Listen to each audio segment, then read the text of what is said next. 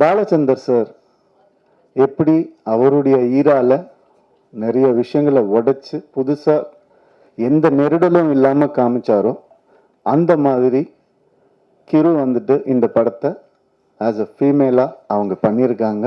அவங்களுக்கு பாலச்சந்தர் சாருக்கு கிடைச்ச அந்த பேர் இந்த படத்து மூலமாக கிடைக்கணும்னு நான் மனசார வேண்டிக்கிறேன்.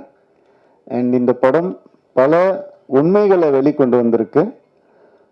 உண்மைகள்லாம் ஒளிச்சு வச்ச உண்மைகள் கூட கிடையாது, நம்ம ஏற்றுக்க முடியாத உண்மைகளை வந்துட்டு வெளிக்கொண்டு வந்திருக்கு. அண்ட் இந்த படம் இந்த ஜென்சி அப்படிலாம் நம்ம சொல்கிறோம் இல்லையா, அது வேறு வழி இல்லை சார், நம்ம மாறி தான் ஆகணும்.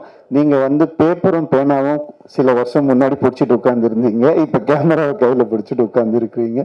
அந்த மாதிரி இந்த படம் சில மாற்றங்களை கொண்டு வரும். அது ரொம்ப நவீனமாக இருக்கும், ரொம்ப மாடர்னாக கண்டிப்பாக இருக்கும்.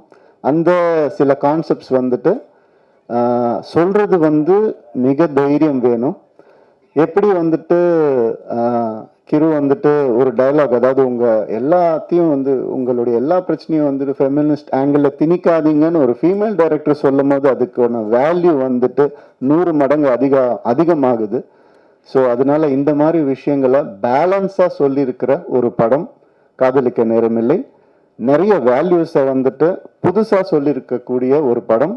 நம்ம எப்போவுமே நம்ம லைஃப்பில் சினிமா ஒரு பார்ட், அதை யாராலையும் மறுக்கவே முடியாது. அம்மா அப்பா சொல்லி கொடுக்காத சில விஷயங்களை கூட சினிமா சொல்லி கொடுக்கும்ன்ற நம்பிக்கையில் தான் நான் சினிமாக்குள்ளே வந்தேன்.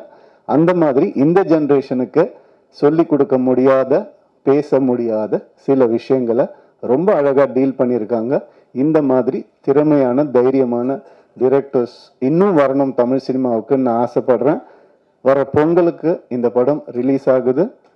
கண்டிப்பாக தேட்டரில் வந்து பாருங்கள். யூஏ சர்டிஃபிகேட் தான், ஸோ நீங்களே முடிவு பண்ணிட்டு வாங்க.